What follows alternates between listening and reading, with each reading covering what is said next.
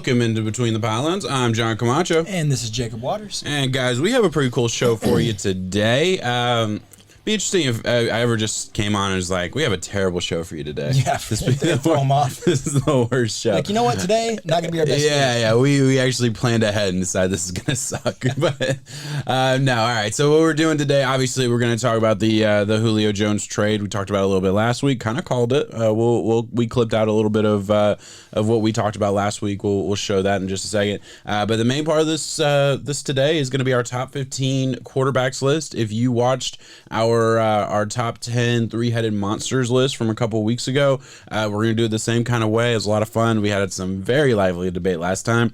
Don't expect the same thing this time. I just after going through both of our lists, we both looked at it for a second. Very similar. Yeah, so we had the same names, and I don't have a strong opinion. Like, I don't have a strong hatred for your list. I don't know how you feel about mine, but we'll see. We'll go through the Between the Pylons list, and then obviously break down our list as well, and just talk about where we differed. But let's get into it. First of all, this was a clip from last week, us talking about the Julio Jones trade. Thought it was very interesting. We'll play that right now. Interesting. So there's some interesting spots. You think it's going to happen though, right? Julio is 100% on the move. He's gone. And if I had to put my money where my mouth is and say where he lands, he's going to the Tennessee Titans. Okay. So instead of where he lands, put your money where your mouth is. What's he going to go for? I think he's going to go to the Titans for a second and a third round pick. Okay. I was thinking second and fifth. Yeah, that's fair. That's where I was at. So okay, we're in the same ballpark. I'm hoping that the Titans. Yeah, and we nailed it. It ended up being a second and a fourth. Yes, we were right there. Yeah, we were right. We were right there. What are your thoughts? Now that it's happened, that it's not just this could happen.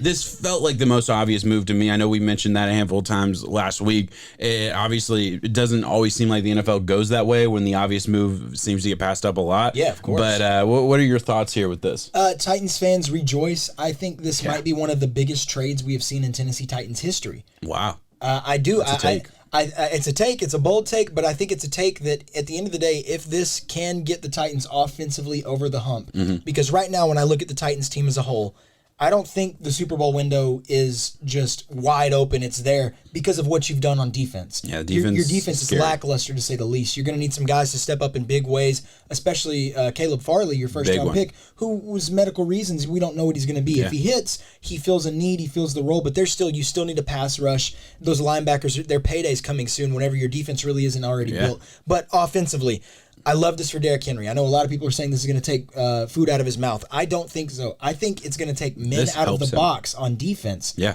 What can Derrick Henry do against a 5-man front on defense? 5 men in the box, 7 men in the box. Yeah. It's no more this 8-9 men like we normally see with two safeties high. You have a true threat in A.J. Brown, a true legendary threat in Julio Jones, and Ryan Tannehill, who's very much so capable of getting them the ball. Absolutely. Derrick Henry's going to take things. It's a great match made in heaven. Yeah, it really is. I think you nailed it, and you nailed every aspect of the conversation, right? So the first thing you said, or the first thing that I went to was this helps Derrick Henry. This helps Derrick Henry so much. Even if Julio Jones, out of that. I don't get why. Even if Julio Jones doesn't have even if his best years are behind him, and statistically it's never the same, he's still a really good wide receiver right now. He is still going to be a threat against every single defense. Like, regardless if he's lost a step or whatever. I know I've heard that debate a lot lately, and we kind of already debated that, so we'll leave that alone. But regardless of that, one way or the other, I know we both believe he still has something in the tank, and he's still a threat to every single defense that has to face him. That helps Derrick Henry. You have two legitimate wide receivers that defenses have to be scared of, because A.J. Brown already proved it to me anyway, and I feel like the rest of the world. Acquired a top, in my opinion, top 5, a guaranteed top 10 consensus wide receiver with Julio whenever he's healthy. If he's able to get these nagging injuries on the side and just take that as last year was last year, he's able to show up time and time again and take care of business. It's awesome. Absolutely. And as you said, listen, Ryan Tannehill, we're talking about our top 15 list. We're going to be talking about Ryan Tannehill. I understand everyone likes to shit on him and all these things, like average quarterback or whatever. He's an above average quarterback in the NFL. No, he'll probably never be like a top, a consensus top 10 guy, but he's always going to be right in that range from 10 to 15. I feel like, and that's kind of where we have with weeks where he can take over. Absolutely. He can do it. One of the better deep ball throwers in the NFL. Nobody gives him credit for that, but he really is. Statistically speaking, you look at his career overall, one of the best deep ball throwers out there. Obviously not Russell Wilson level, but still very good. I absolutely agree with you. And then the biggest question for the Titans is, what are they going to do on defense? You look at Rashaan Evans, who they haven't signed his 5th-year option. He could be gone next year, and I'm kind of surprised. I feel like he's played really, really well. You know, you have pieces. You mentioned Caleb Farley. He needs to hit. You have Fulton, who you got last year out of LSU in the second round. He needs to step up because you got rid of most of your secondary. I mean, you got rid of most, and granted they were highly paid players that were not performing to the level that they were paying them. So I understood the move from that aspect. But man, they did not replace you him don't for want to agency. handicap yourself to those good player pays for above average player the way that they were actually playing. Exactly. And a Dory Jackson and a Malcolm Butler and a few of those other guys that they got rid of. But man, there were some questionable moves out there that I think the Titans in areas where, especially that secondary, I thought that it was shored up in some areas. They said, you know what? We need a pass rush. Now let's also need a secondary. Well, and they did get Bud Dupree, and you can hope that Bud Dupree did have a serious injury. I think week 11, week 12, something like that. I'll be honest, I forgot about Bud Dupree. That's a very that was a big one, and that was more part of the reasons they had to cut some other pieces on that defense is because they did get a Bud Dupree. He's not going to be ready week 1. Like Titans fans are going to have to be looking second half of the season for a Bud Dupree to really pop off. I would expect anyway. There certainly there's guys there. Harold Landry's a very good threat on that defensive line. Kevin Byard up top too. Kevin Byard is awesome. Absolutely. He can help out that young secondary. Absolutely. Hopefully. There's pieces. There really is. Jeffrey Simmons is awesome for him. Yeah, no, I absolutely. I mean, you're absolutely right. Defensive tackle, who I think really is in the conversation for like a top 10 defensive tackle in the league right now. I really do. He's a young guy, maybe hasn't proven it to like the average fan, but to me, like I do think he's really up there. Yeah, awesome move. I'm excited to see what happens. And to me, I think some people were questioning the value or whatever. I thought it was awesome value as far as like what he was worth and what they gave up. I mean, we kind of mentioned it at the top, or you certainly did in that little clip that we clipped out. You pay out a little bit more than maybe what he's actually worth, but just to guarantee that you're going to get your guy. You have Ryan Tannehill, rework his contract so you can afford it. And props to him too. Of course, Yes. And I don't know. He's team oriented as it gets. Yeah, of course. And he has to do that, right? Like he has to know, okay, shit, I don't want to just be throwing to AJ Brown and Reynolds, Josh Reynolds, who they got from the Rams. I mean, you didn't want to just have that. You want to have that piece, man. It's going to be fun. It's going to be fun to see. Very surprised that he didn't take the number 11. This is a total, like, not football related, but number related.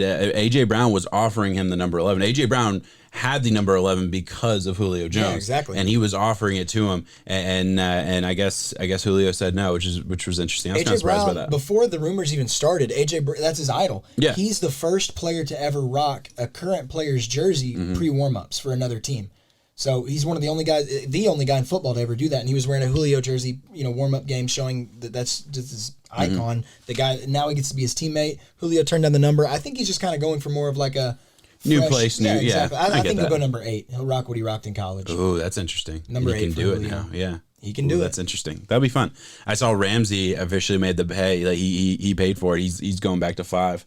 Yes, that came out today. Now that you speak of Ramsey too, I'm glad you did. You brought up what I was going to talk about. Ramsey took to Twitter and kind of criticized the Rams organization for not paying. He said, "Come on, now a guy like this goes for the price that he did. We have that. We could have paid that." And listen, I agree with Jalen Ramsey though. I really do. No. So you're telling me for the Rams, you have Van Jefferson and you have Tutu Atwell. Those are your second round wide receivers. Give me Julio every damn time. It's the money. It's not the question of the value. That's true. I think they can't pay everybody. He wasn't looking at the dollar signs in that. Ramsey, did you want to take a pay cut? I mean, did Stafford want to take a pay cut? Did Aaron Donald want to take a pay cut? They pay some they pay all their wide receivers. Like they pay a lot of people on that team. Cup's got money too, and Robert Woods. They're all getting paid. Yeah. So I'm sorry, like they couldn't afford Julio, and I know they were in the conversation. And there may have been a way to do it. Julio, man, it kind of is the Rams. Am I wrong for saying that? Of course. I know anyone can need Julio. Of course, Julio would have been an upgrade. Julio's an upgrade on 32 teams in the NFL, for sure. But, I didn't look at the Rams as the team that... The only reason I even looked at the Rams when the rumors were going on is because the Rams are always the team to make this move, right? Like, they'd make trades for big-time players all the time. For the pick. Yeah, so, of course, I'm sure they would have been willing to pay a second and fourth, or I'm sure they would have been willing to do that. But can they afford it? I don't know how that would have worked. So yeah, I don't know. I don't like that, honestly. I don't like that Ramsey would, because I didn't know about that. You just told me this, but just my raw reaction is I don't like that he would go in and criticize his team for making a business decision. Yeah, so he did say it was cool because Ramsey's from Nashville. Yeah, he said it's cool for Julio to land in the 615. Taylor Lewan went back and responded and said, "Are you coming next?" And Jalen said, "Relax, bro. I'm happy where I'm at." Yeah. Fair enough, man. Fair enough. All right, that's a good one. Let's get into our list. All right. Yeah. So let's. How do we want to do this? Do you want to put up the entire list? We got to go 16-1. Of course, but do you want to put our entire list on first, or do you want to? No, I think we need to take it by the quarterback cards in itself. All right, fair enough. All right, so with the first quarterback on this list, and we're doing 16, and the reason for that is 14 through 16 all tied. And the 14th player had a tiebreaker, which put him at 14. 15 and 16 was just an agreement because they were literally tied. We had it flipped on our list I don't know. We'll explain that in a little bit more detail later. But 16 is Baker Mayfield. He is our number 16 quarterback, falls just outside of the list for here. It was a guy who was in our consensus top 15 for both of us. I had him at 15. You had him at 14, right? Yeah. Or maybe it's switched. I don't even know anymore. What are your thoughts on Baker Mayfield here? I really like Baker. I have always liked Baker ever since he came out. He is a gunslinger mentality. He is in a good offense. He has the weapons around him. He had a very good year last year overall. Yeah, there were some growing pains early on. There was the Julio dilemma, the drama with that. I'm looking forward to seeing how they handle that, though, because time and time again, Baker has his critics. Yeah. He has answered to them every single time, whether it be Colin Cowherd, whether it be the Cleveland media, any of the outlandish fans sometimes coming at him, all the high expectations of being the first overall pick. He has answered those. He has done good things for Cleveland. And listen, look at where the Browns are at right now. We never thought there would be a day and age where Cleveland is competing year in, year out right now. Baker Mayfield's at the helm. I want to see him get better. I want to see Stefanski and them grow as an offense. And hopefully it'll be good. Yeah, I absolutely agree. I look at Baker Mayfield, and I don't know that I ever see the potential to be like a top 5 quarterback in the NFL. I don't see that. I do see a guy that I think is going to kind of have that Ryan Tannehill type of career where like he's always really good, but like maybe the fans are always more down on him than maybe they should be. And I don't know, maybe it's really early to say that because this still can be a big year for him. He has the chance to level up, I would say, but he also has a chance to disappoint too. I mean, last year was awesome, and he showed me. Okay, so maybe that 2019 season, the offensive line wasn't good. There were some struggles there. Fourth year Baker now, right? This is fourth year with Baker. Year? Yeah. And this is the year that we really need to see the stride. Yes. It's fourth year, I'm pretty sure. Is it fifth year? He was drafted in 18. Yeah, so this is fourth year. Yeah. Okay. Yeah, the Saquon. I was trying to think of it exactly. Yeah, you're good. Because I was trying to equate it to like Josh Allen. Yeah. Josh Allen struggled a lot early on. Yeah. Had many critics. You had Josh Allen leveled up in a big way though. Exactly, and I'm not saying that Baker can take that same step, step just because I don't see the same build out of them. I don't see the same way that they play. I don't see the big arm. Baker is asked to play. Baker has a rocket. I like his arm a lot. I think he's going to be able to take this team. I'm glad you said Ryan Tannehill. I think he's asked to do the same thing. Yeah. He's asked to make those really hard plays, those really hard third and whatever it is throws whenever your run attack isn't working for you, and he's able to do it. Yeah, no, I absolutely agree. Let's move right along to another guy who gets hated. You can flip it.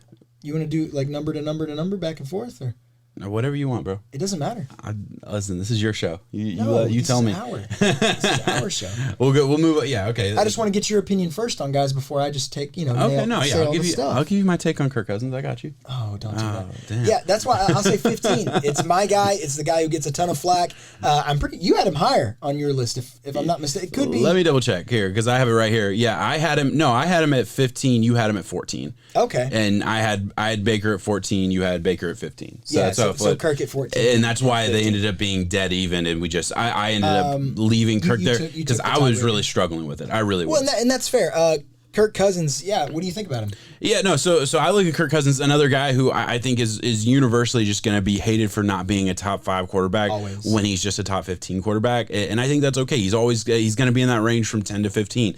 I talk about these guys a lot on this pod. I mean, I think we have this conversation a lot of these guys that get put into these little boxes like, okay, they're really good. I mean, there's a lot to like. He can run an offense. You win a Super Bowl with Kirk Cousins, absolutely. Kirk Cousins can make some plays down the field. He has a really good arm. He is a great. I don't want to use the word game manager, but he is really good at managing the football game and getting you win. I know that sounds like an insult, but it's not. Like he understands the game at a high level and he plays it at a really high level. The last thing I look at is like people talk about him as just, an average quarterback. Well, he consistently in every major category ends the seasons with top 10 quarterback numbers in every category pretty much.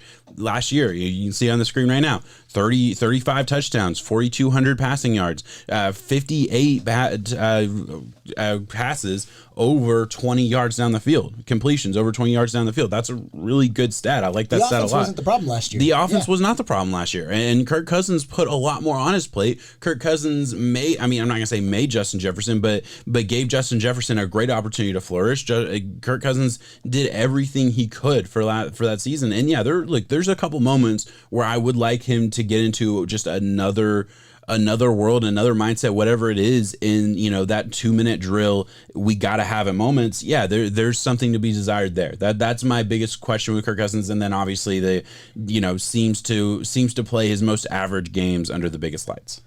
Yeah, and that's the thing that really gets me is it sucks because I think that also goes in with people wanting him to be more than what he is, though. Yeah. He's overpaid, so he gets paid like a top 5 guy. He's not. No, he's not. And the reason that I know that he's not is those cold nights at Lambeau at 8 o'clock, and you really, really, really need this drive right now. You're down 2 scores. You can keep yourself in the game. I see it year in, year out, It's just, whatever the case may be, the offensive line lets him down. Maybe he overthrows the ball. Whatever it is, it's time and time again. Yes, he has those games where he will light you up. He can drop 400 on your head and some touchdowns and be fine, and our offense takes care of business. Last year, the defense was the problem. Kirk, I don't blame you for a lot because you shoulder the load well. You really do. You put the blame on yourself even in areas where it shouldn't be on you. That's what you do, though. You're the quarterback. You're the guy who gets paid. You got to do that, yeah. Looking forward to seeing how this year goes. Defensively, I still think it's going to be atrocious, but Kirk, time and time again, shows up. Yeah, absolutely agree. Moving right along to Joe Burrow here at 14. This is a guy, obviously, rookie year. Listen, I've seen enough. I'm good. And this was the guy, he was just outside of year 15. He ended up being year 16. And he was concerned. Yeah, absolutely. Injury was obviously an issue. Man, he got beat up last year.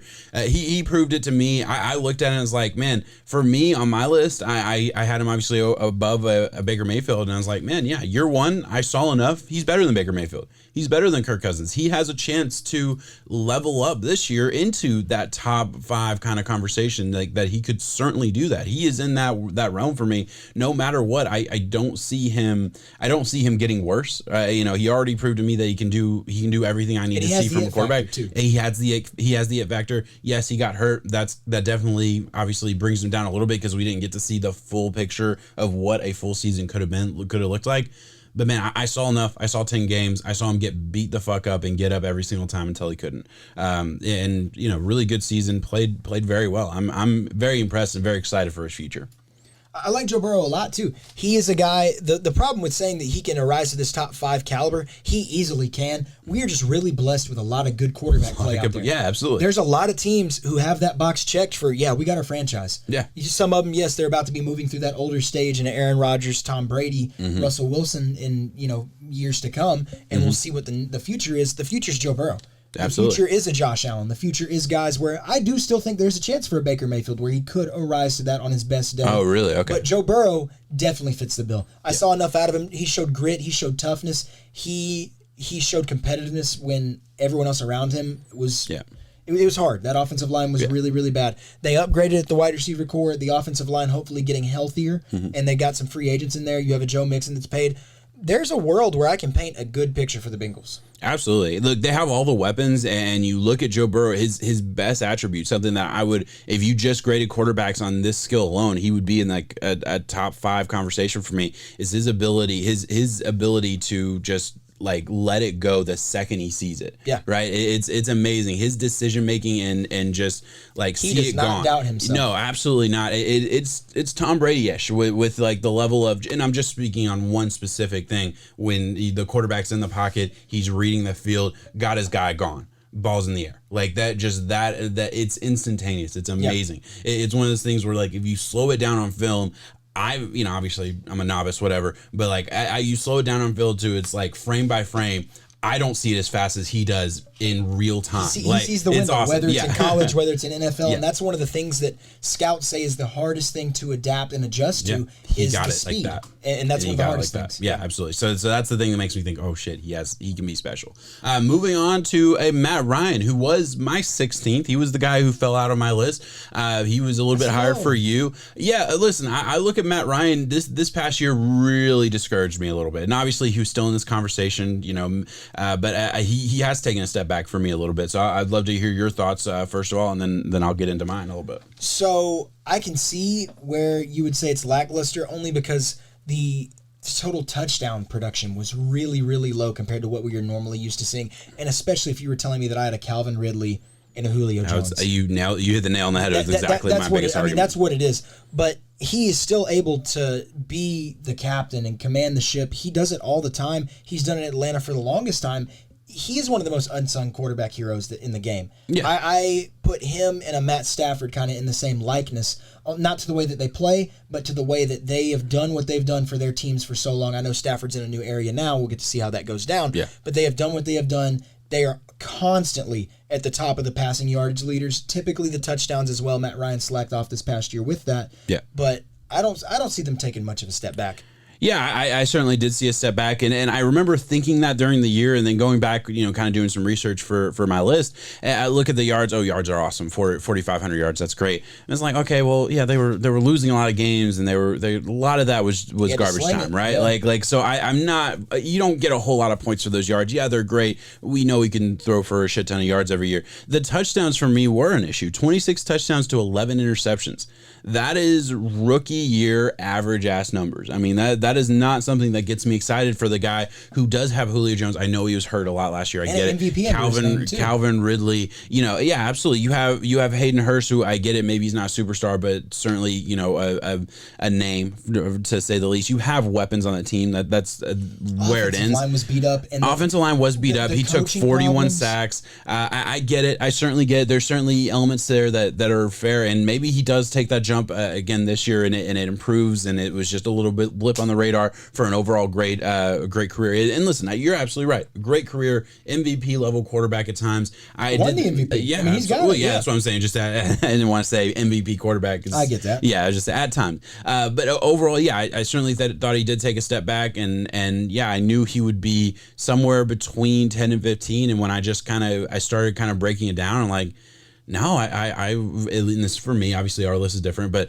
for me, yeah, I probably would rather have a Kirk Cousins. I think Kirk Cousins can do a little bit more at this point in his career. And I was like, oh, well, yeah, I probably would rather have a Baker Mayfield. Baker Mayfield can do a little bit more of his career. And that's kind of where it brought him down a little bit more than I wanted to. But I did struggle with it. They were all in kind of a little bit of a clump for me. Yeah. And I certainly struggled. I totally get the love for him, and I hope he can, get back to his normal self this next year.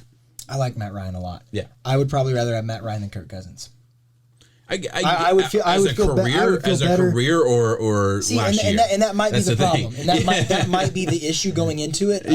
Is now this list was purely evaluated on what we think in 2021. Yeah. See, not based on last year's season. It's based on what we're projecting. Exactly, going into this next season.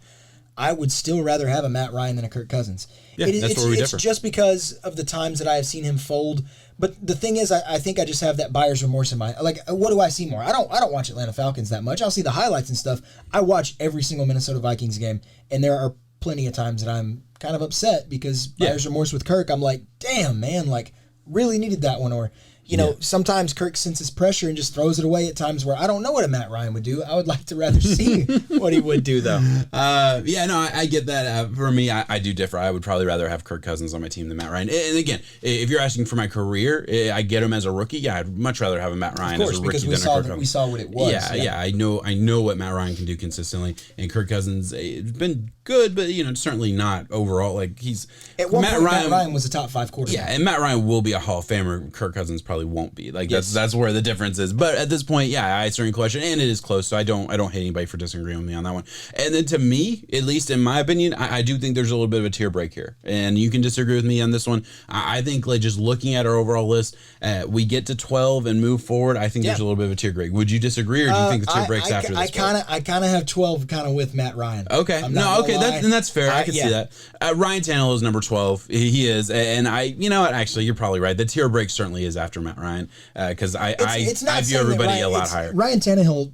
Let's talk about Tannehill, and then we'll talk about the tier break here. Tannehill runs that offense to perfection. Absolutely. At Tennessee, his stats are.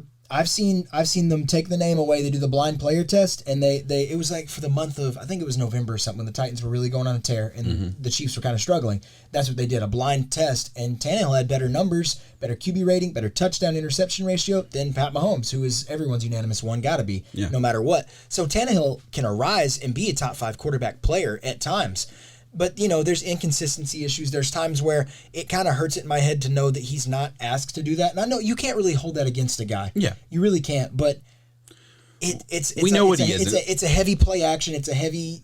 There are a lot of deep passes that are very difficult. He gets put in a lot of very bad situations where he might throw it only 8 times on 2 drives, but those 8 times that he threw it, he gets it. They have to be money. Yeah, they are. Yeah. So that's my biggest thing with Ryan Tannehill is listen, he does have an offense that helps him out a whole lot, but an aspect of the offense that he does is those downfield throws. After play action, getting those downfield throws, and I think he does a really good job of that. Listen, his numbers, he didn't break 4K this year in passing. 33 for 7 is great. 33 touchdowns to 7 interceptions. He is very accurate. He is a very accurate quarterback down the field at pretty much every single level. His biggest issue for me, and really I think the thing keeping him out of that upper echelon for me, is his ability to sense pressure in the pocket. I mean, it just is not an innate ability for him. I think he's gotten better from his time in Miami. I certainly have seen worse. Yeah, you're the Tannehill guy. Yeah, of course. I know Tannehill, and I've been on his. I've supported him for a long time because I watched him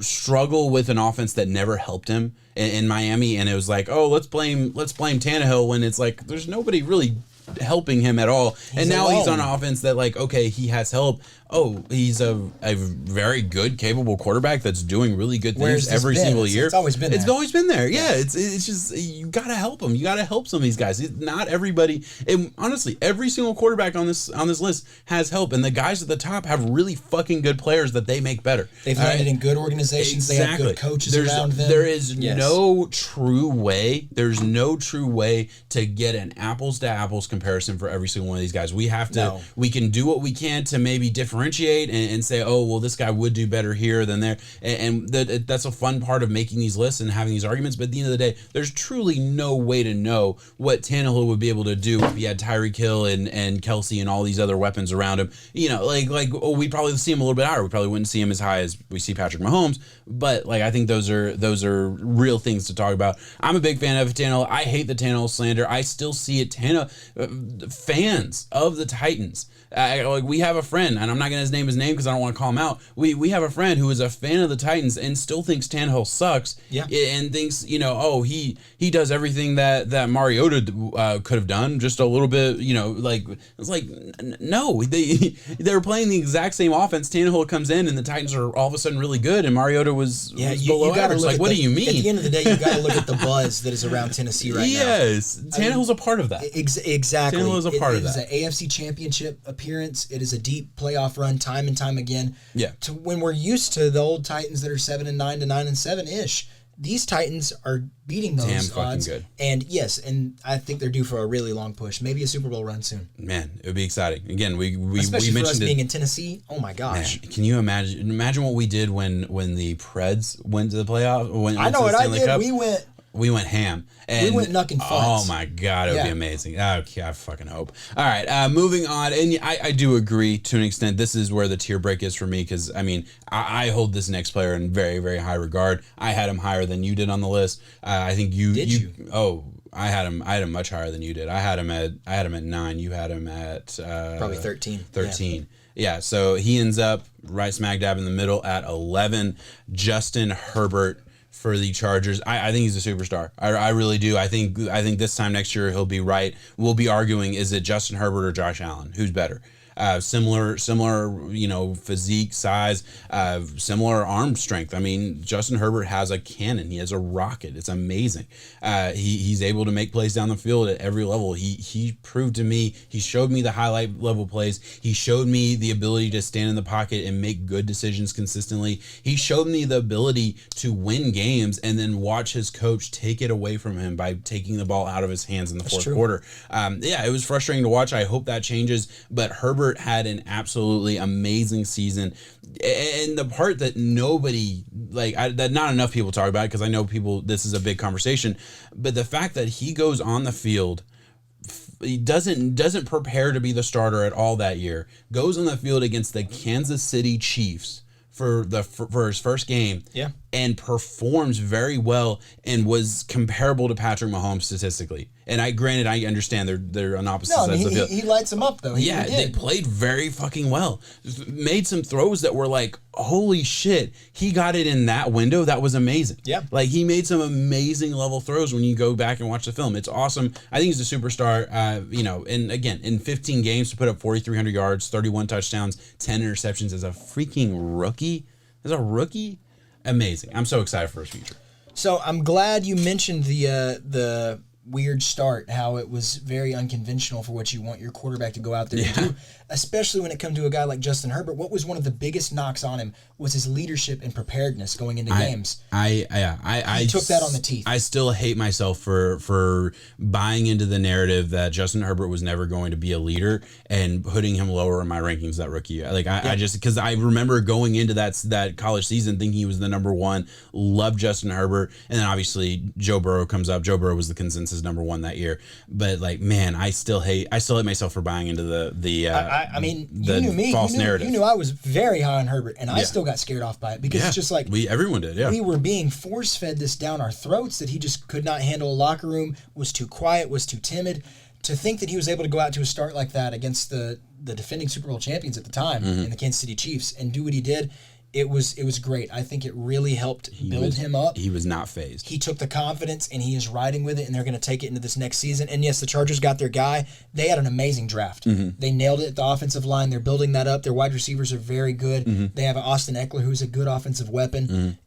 They can take the race to they're going to the playoffs. Guaranteed. They're going to the playoffs. I'd be shocked. I do too. I honestly think that there's a chance that they can compete with the Chiefs for that division too. Wow.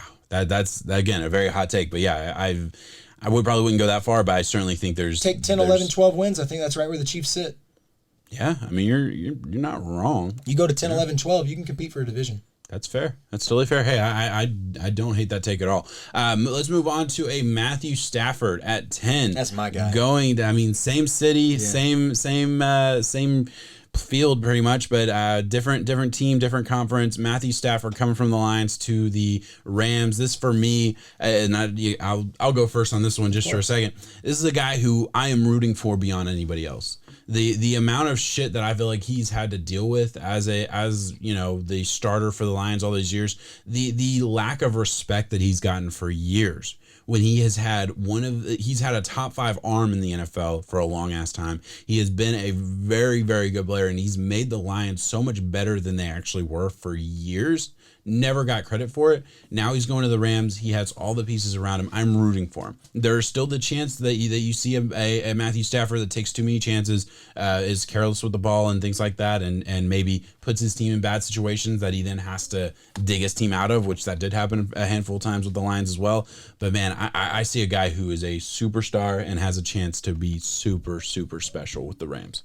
I can't get enough of Matt Stafford. He's a Hall of Famer to me. He has done more than enough in his career with all the accolades, and it goes further in my head to know that he has done this with the Detroit Lions. Yes. Who think about it. Barry Sanders, Calvin Johnson, still in their primes, and they just get out of there. They retire from the game. That's how sour of a taste they left from football the Detroit Lions did in their mouths. Yeah. I am glad to see Matt Stafford land with an organization that I know can take care of him, that I think with a Sean McVay who we know is battle tested. He has proven he can do this time and time again. They have a good infrastructure around him. It is a good city. It's a good place.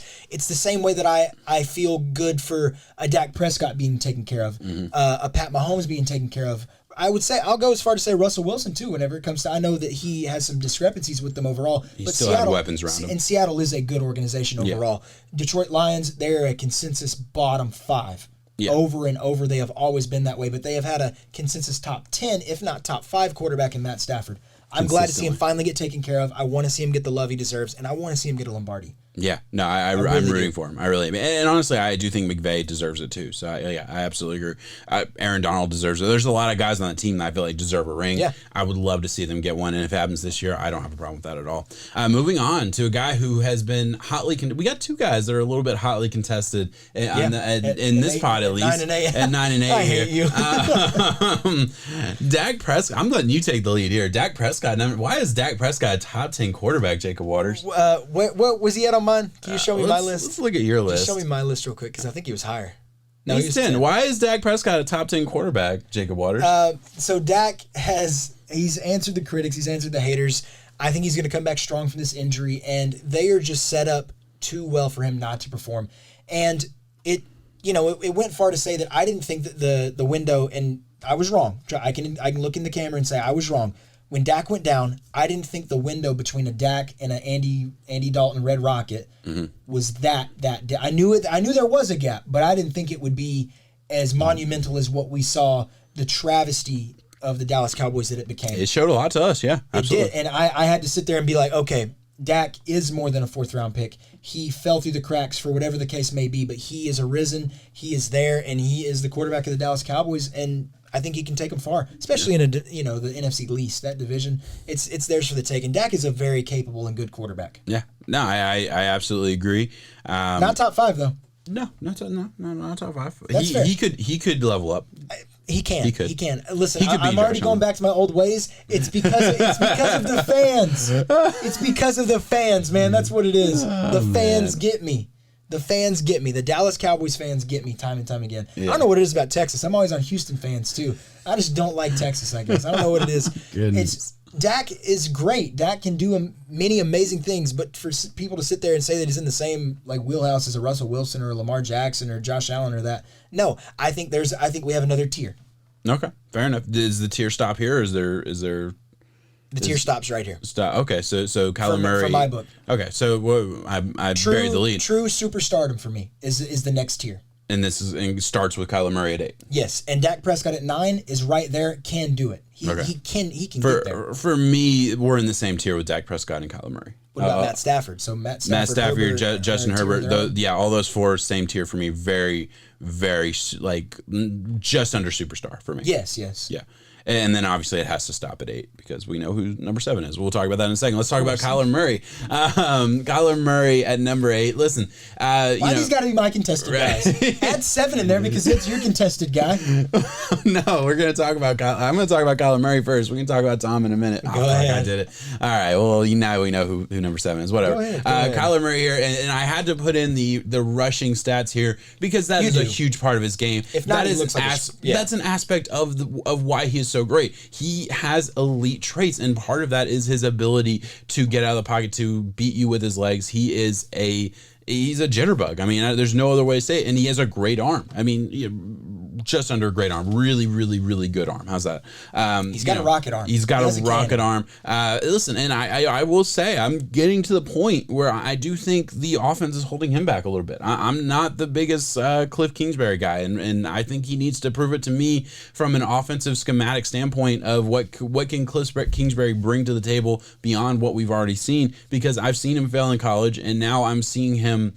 I'll put it this way. I don't want to see him have the roster that he has and be subpar. I want to see it be great because this offensive roster is special. The weapons, the passing game weapons is special. I'll put it that way.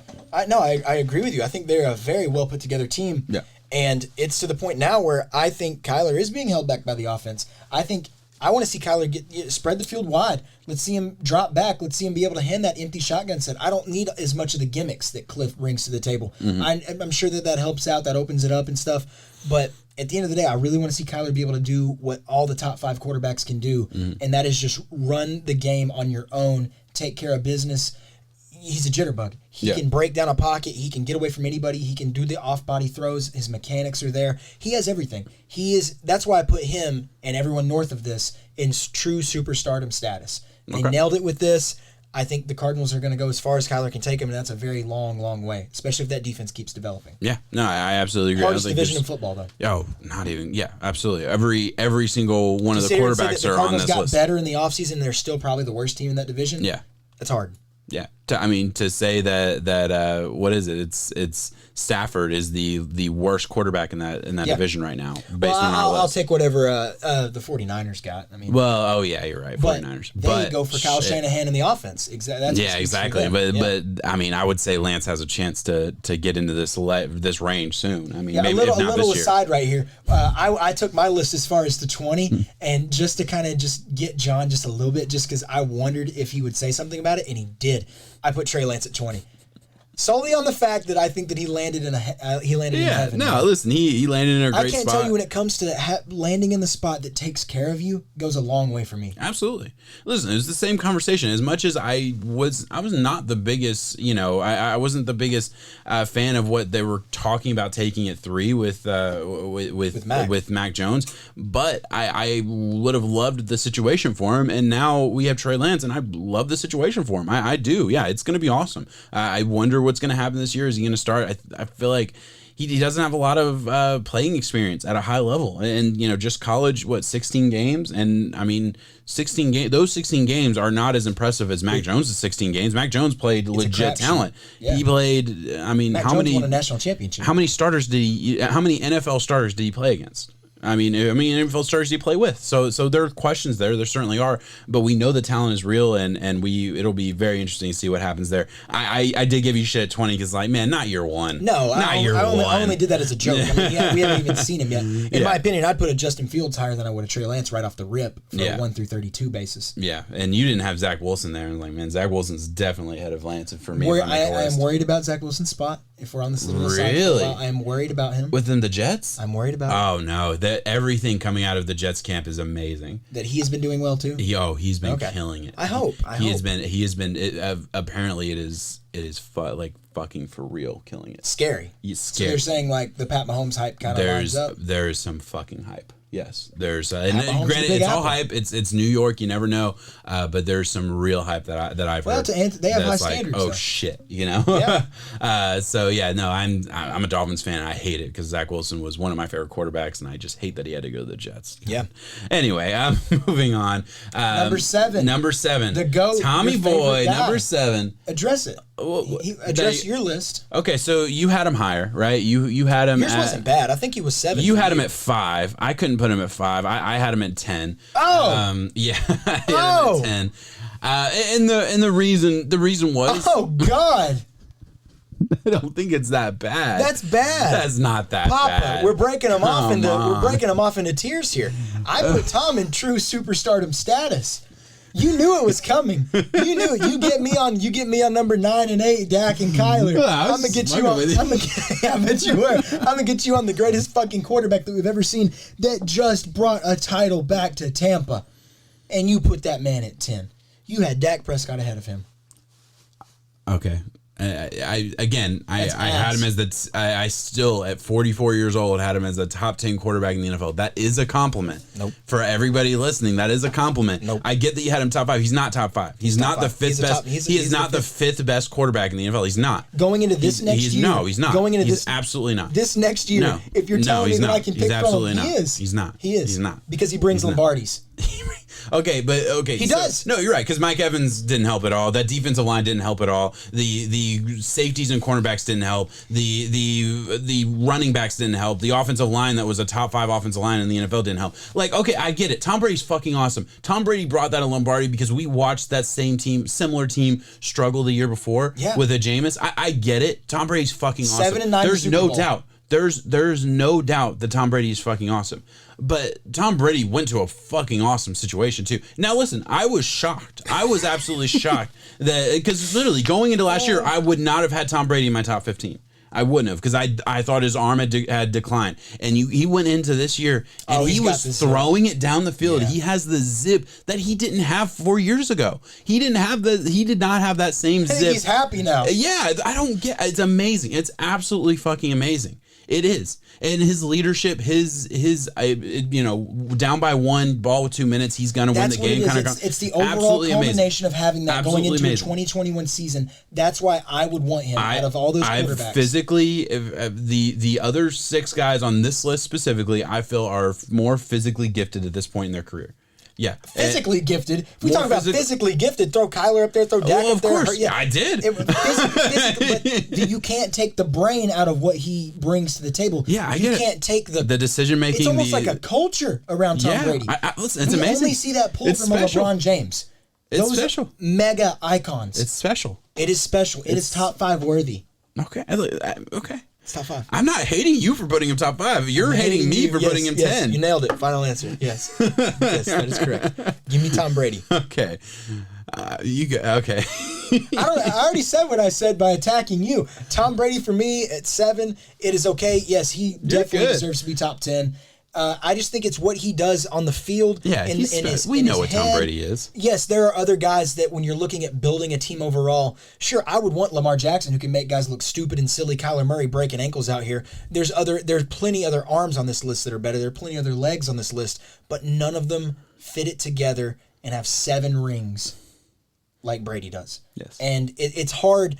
That's where you get crappy because I'll give you a compliment. I commend you on the fact of being able to separate legacy from one season because it's hard. Yeah. You get shit on for it a lot because a lot of people, myself included, but that's what makes Tom Brady Tom Brady. And I get the other part of it that I feel like I have 4 years ago, the beginning of this pod even, like not that long ago, I used to argue that Aaron Rodgers was the more talented player than Tom Brady, right? And I things like that. I agree with you on that. Well, and again, I used to always like kind of fight the whole Tom Brady thing. And I've come around to the point that he's the greatest quarterback. He's the ultimate GOAT because of everything he brings to the table. It doesn't just have to be, his arm is stronger. He's not physically impressive as maybe somebody else that I get more excited about. So I've come around on that. But can everybody else come around on the fact that yes, he's been to the Super Bowl 10 times and he is amazing, but it's not like he was bringing, garbage cans and a bag of trash with him. No. We can at least agree Bill Belichick helped. We can at least agree that the defense was fucking awesome those past couple years, especially when they went. We can at least agree that the first Super Bowl he won, he was the game manager against the Rams that year. I mean, he was. I've seen. We can at least agree on things like so. And I get it. The legacy is. We'll never see anything like it. We will never see anybody go to the Super Bowl half of the times he has over 50% Super Bowl. There's a chance. There's a chance with Pat. Fucking Pat's special. Though. But I don't think we'll ever see it the way Tom Brady did it. I don't. Yeah. But because eventually Pat Mahomes is going to fall off physically. Exactly. Right? He hits 33, 34, he's not going to be the guy he is now. Yes. And is he going to be able to do the Tom Brady thing? I don't know. Tom was the last of what him and Peyton Manning were able to bring to the table. Yes. Was the true brainiac of the game. Of course. Tom is Michael Jordan. It's my last basketball one. He's Michael Jordan. He is the undisputed GOAT because of the accolades, the team, just everything that goes around it. Yeah. Jordan had Pippen. Aaron Rodgers is LeBron. Mm-hmm. I think when you look at overall physical tools, giftedness, everything, but you may not have as much hardware. Aaron Rodgers especially, it's a true fucking shame to think that he is probably going to leave the game and only have one to his name. That's interesting. Yeah, it's interesting. Yeah, I don't think it's a perfect comparison from LeBron to Aaron Rodgers, but it's certainly. LeBron. But I definitely get the comparison. Yeah, for sure. And especially in this era. You can't fight that fight with Tom and Michael Jordan. Yeah, no matter what they've done, they touched the game in the way that they did. It doesn't matter what anyone else does. Gotcha. You just can't beat it. Bet. All right, so we're good. Listen, I get it. I know I always get shit on for Tom Brady. Part of it is I'm just a Dolphins fan that's hurt. That's fine. Hey, moving on to number 6, Lamar Jackson. Can you check where I had Lamar? Yeah, you had him at 7. Yeah, I wanted him lower. I had him at 6, and he ended up going at 6. Mm-hmm. Yep. just because of the way it worked out. Yeah. Listen, the biggest thing, the reason, like, I don't think I'll ever have him in a top 5 conversation for me, and the reason, like, he wasn't like, I had a hard stance when I went into this list. Like, I'm not putting Lamar top 5. Come on, say he it. will be. He needs to improve as a passer. Yes, he needs to improve. Listen.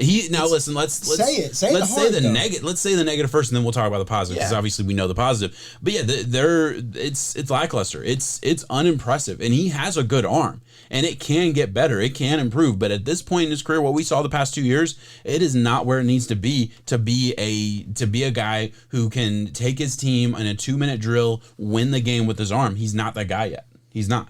Yeah, it's okay to say that. I think a lot of people have some rose-colored glasses on or something. They're just blinded by the fact Lamar Jackson is an MVP-level quarterback time and time again. He is a playmaker. At the end of the day, I don't hate his arm. I don't hate the arm strength. He can't dissect the defense to save his life, though. Yeah. And I stand by that. And I can show you on film where he has failed to do that. I can show you a game against Buffalo where he was not able to take his team, who was a better overall team than Buffalo, past the other. It was the quarterback battle. It was the duel, and Josh Allen took care of business in that one. They did it. Lamar Jackson will go as far as he can develop. Right now, he's going really damn far. I'm saying that's how good he can be, though. Yeah. Because the Ravens want to keep him around for the long haul. Listen, the good, MVP level, his quickness is unlike any other. He can take a read option and take it 80 yards to the house, and he can do that 8 to 10 to 12 times a game, as many times as you need him to do it. Harbaugh last year, I really wanted to see what he was with that arm. Yeah. Wanted to see it develop more. And a lot of the times the weapons weren't around him there in some areas. They need more help at wide receiver. Yeah. And there's nothing wrong in saying that. I want to see Lamar do it. I don't want to come out as a Lamar hater. Mm-hmm. I always get that. I hate the mobile quarterbacks, and I really love them. Yeah, they're fun to watch. They're the most fun to watch, right? But I feel like I just get harped on for saying that, like you said, 2 minutes, they're backed up in their own territory. Are you feeling comfortable right now? No, not at all. Not with Lamar. Not if you don't have any timeouts. Not if you need to get chunk plays. Not if the defense can sit back and say, "Yeah, we'll let you run for 10 yards." Exactly. We'll give it to you. We're not going to let you get out of bounds. That's all it comes down to, and he's still number 6. It's a huge. It's a compliment. Mm-hmm. That's why he's not top 5 though. Yeah, absolutely agree. I think we're on the same page there, and we're very similar there. I bet we're going to get harped on for it though. Yeah, we'll see. I don't know. Josh Allen comes in at number 5. To me, the most level ups that we've seen in a while, because we went into the season and people were questioning, and I know you and I, we were the ultimate Josh Allen podcast. In the 2020 offseason, we were sitting there saying, okay, Josh Allen's the dude. We're gonna be awesome. Blah blah blah. This that and the other. And now, yeah, we're looking pretty good. I'm pretty happy with it.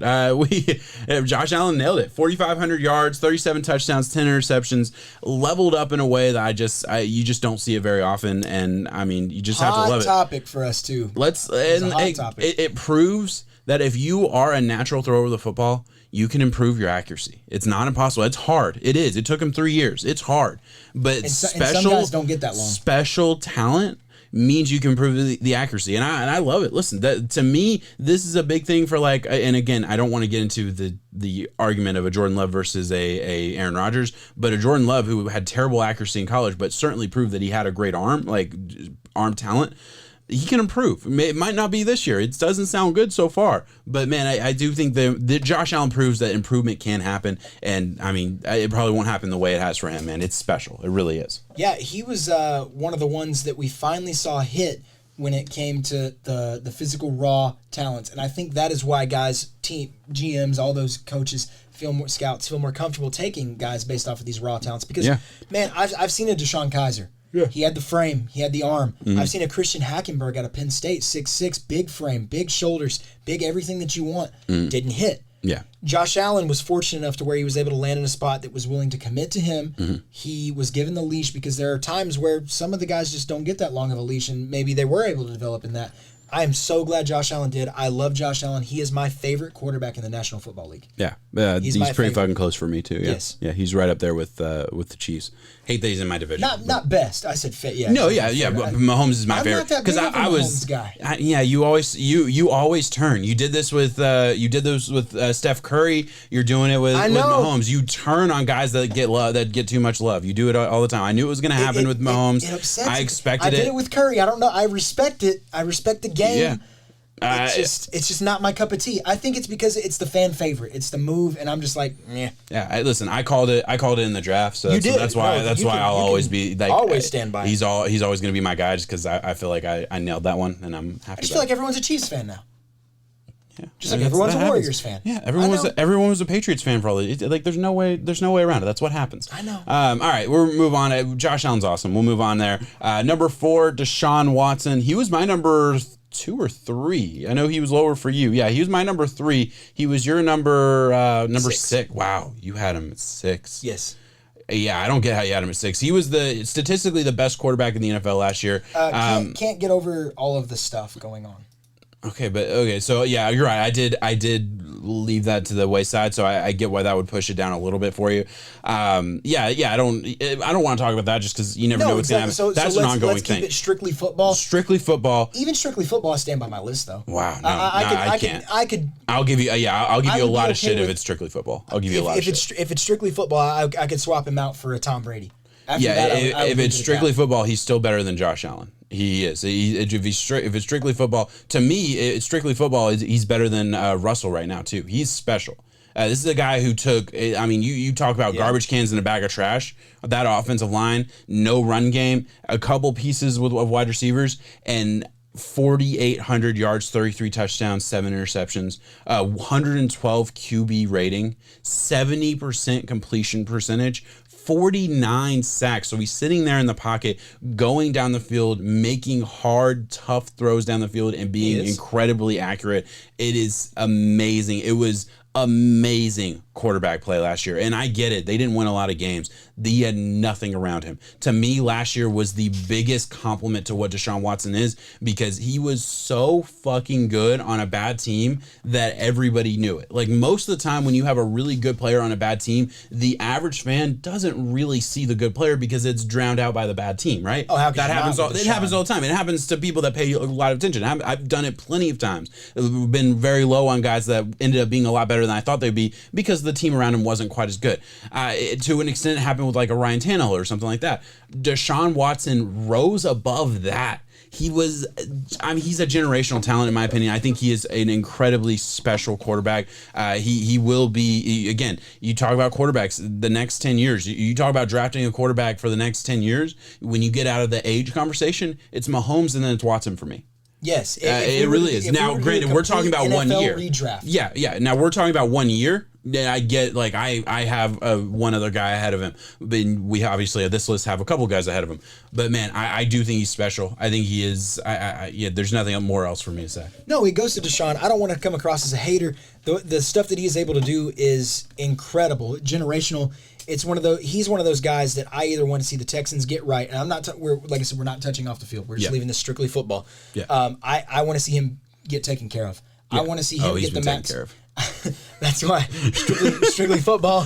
I want to see him do the Matt Stafford Lions to a team that's actually going to show him and have a competent coaching staff and organization around him to take care of him, because I don't know how many years he can do this. I'm sure he's going to keep doing it time and time again. It's just sad to say. I mean, you really like your joke. Jokes. I know, you really like your joke right now.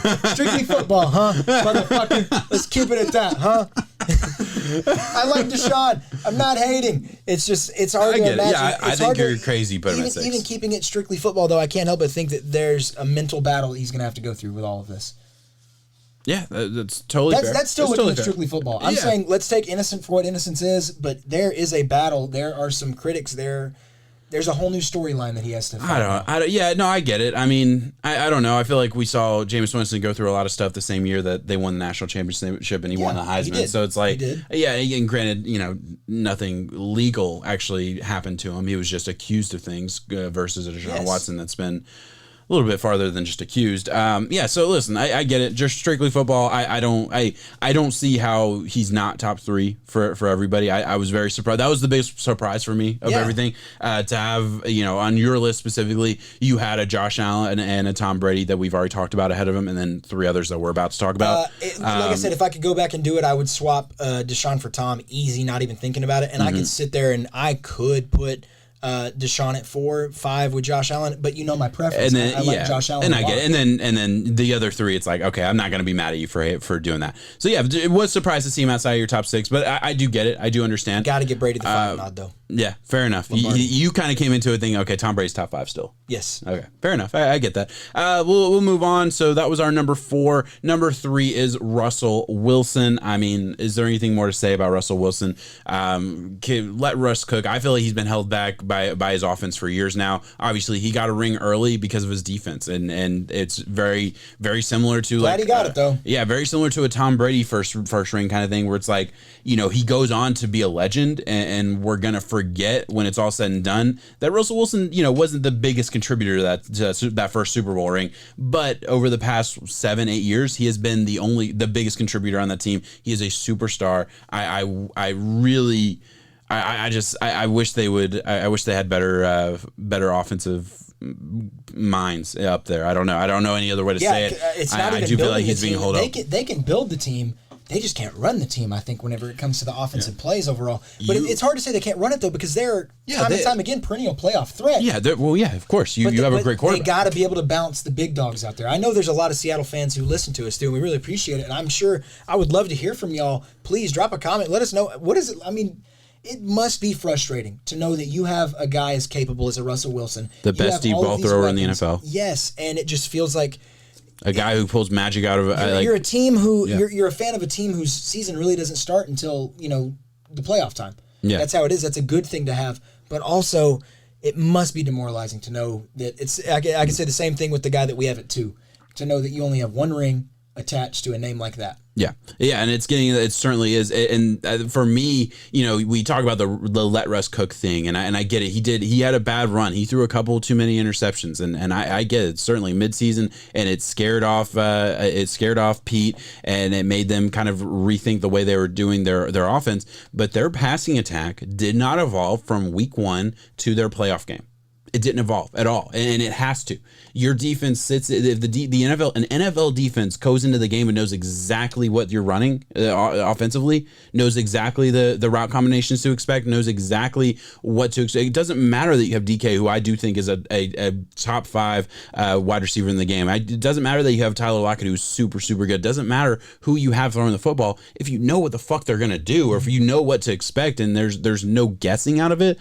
Yeah, it's tough to be explosive the way you were the first half of the season to, you know, do the exact same thing in the second half. You have to evolve. Every team has to evolve. Every offense has to evolve in some way, and I feel like it didn't. And that's the biggest thing. That's what it is. It constantly feels like they're entering the playoffs flat. Yeah. We have seen the best version of Seattle. They're not peaking at the right time. Yeah, they're peaking at week 12, week 11, exactly. week 12. That's a good point. Which goes to the same thing about Russell Wilson's MVP race. Yeah. Where did he peak? And then the second he had that 3 interception game, and he took his name out of it. And then, granted, I remember going back and looking at, like, I was going to make a video. I had a plan to make a video, like, explaining the interceptions away, and I watched it, and I'm like, I can't explain that. Like, I don't know what happened. He played the Rams one week. It's a bad one. They were on, like, their own 30-yard line about to score, and he just throws that ball to nobody. It was bad. I mean, it was a bad one. He just didn't see him. He was slacking. Yeah, but other than a couple bad games, and you just say, "Oh, we don't have any faith in you." Like, that's sad. The amount of times that Russell Wilson has gone back and won you a game because you wanted to spend 3.5 quarters being conservative and you know, keeping a team that wasn't as good as you in the game, and then all of a sudden, you're down by 4. You need a touchdown. Oh, hey, Russell Wilson, can you go win this game for us? Yeah, sir. Sure, I do it every fucking week. I'll do it again this week. Like, I mean, it's just the amount of times that's happened. It has to be frustrating, like you said, for the fans. Let's move on, and I don't. Aaron Rodgers is number 2, and I mean, man, it's tough because he is officially, you know, holding out of minicamp, and we don't know what to expect with the whole Aaron Rodgers thing, and I don't know what to say about it because we know he's special. He's the MVP. He's a special talent. You draft his replacement, and he says, "No, you're not going to replace me." Exactly. Yeah. He is so comfortable with sitting down with the biggest nuts in the room that he said, "No, I'm good." 4,200 yards, one yard away from 4,300 yards. I don't even care about that. 48 touchdowns to 5 interceptions. That's unheard of. That is right up there with what Mahomes did 2 years ago. I can't do that in Madden. Yeah, I can't do I'm a that. damn good Madden player. I cannot do that. Like, he's doing it in real life. 121.5 QB rating. 70% completion percentage. Those are not real numbers. Those don't happen ever. Like, that is ridiculous numbers. And, he has one really good wide receiver and a okay offensive line and a good running back, and that's it. That's literally it. And granted, that's enough for a lot of players, and I get it. It's enough for him. But, man, to pass on, what could have been, the guy who went to the 49ers in that same draft, that same round. I don't know, man. There's Ayuk. Yeah, so I was struggling with the word. To pass on a Brandon Ayuk for a backup quarterback, and then to draft a backup running back the next year. I think that draft is going to haunt them for a long time. It probably is the final straw, too, or what was. I mean, and then Aaron Rodgers goes out and does what he does, throws 48-5, wins the MVP, takes care of business, does everything. And then they once again don't address the needs that they went out and attacked cornerback, too. Yeah. Got Amari Rodgers in the third. Come on now. Thanks a lot. Come on now, man. Yeah. Well, hey, man, we'll see what happens. Obviously, this is just quarterback. I'm a Vikings fan. I love Aaron Rodgers. I don't want to see them get a Lombardi, but it is a damn shame to think that Aaron Rodgers could leave the game of football with only one attached to his name. He's going to end up somewhere. It brings me back to, you're a Dolphins fan. It makes me think about, because I didn't get to see it. I didn't get to watch it. Dan Marino. To not have one. The overall talent that is out there, and to think that people... Their biggest argument for keeping him out of any top 5 conversation. He never won one. So that's literally the only thing they can show. The thing is, he went his second year.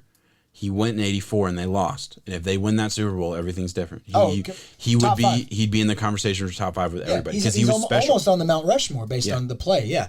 And that's why I want to see Aaron Rodgers get more. He has impacted the game of football more than one Lombardi Trophy does.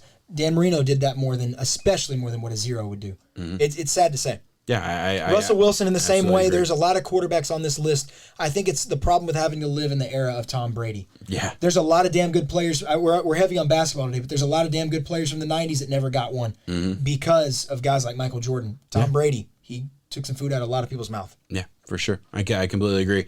Moving on to number 1, I think we're gonna shock the world here. I really do. Daniel Jones has made Jones number 1 overall. Steps for me.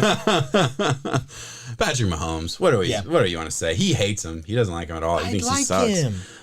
I'm just not on the bandwagon. I just clap as it goes by. Yeah, it's like y'all do you. I'm sitting there. He's good. I'll drive the bandwagon if I can. I'm driving the wagon. You're saying, guys, hop on now. Come on. He's still great. I know. He is. He will be. He's going to be a thing until we probably have gray hair. Oh, yeah. Yeah. Yeah. No, 15 absolutely. more years. You like the graphic I used for him? That was in the Super Bowl. So the Super Bowl. That was in the Super Bowl. That he threw a ball. That was in the Super Bowl. He didn't just throw it. He threw a catchable ball. He threw a catchable ball. The receiver dropped the ball. Yeah, I mean, just you talk about not help. He wins the Super Bowl if he has a couple guys catch some tough balls. I get it, but if he has, those are the ones you got to make though. You got to make those catches, and if he did his job, he absolutely did his job. Mahomes, it was special to me. The loss in the Super Bowl was said more than anything else in his career, honestly, to this point.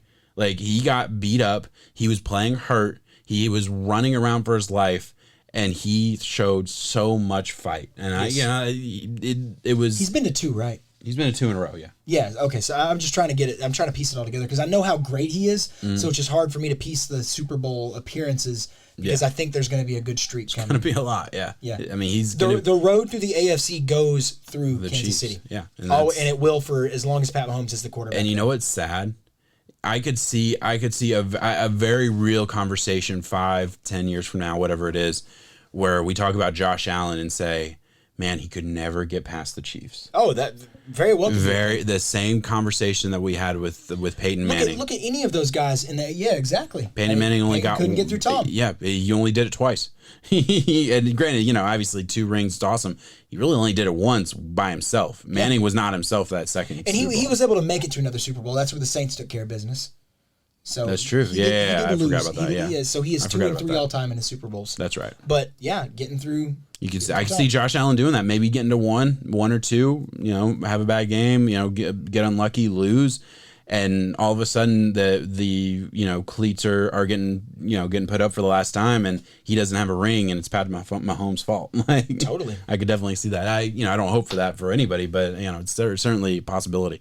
All right, I think that's it. Yeah, we're good. We'll throw it on the board just real quick so we can see. This is my list right here. This is my top 15.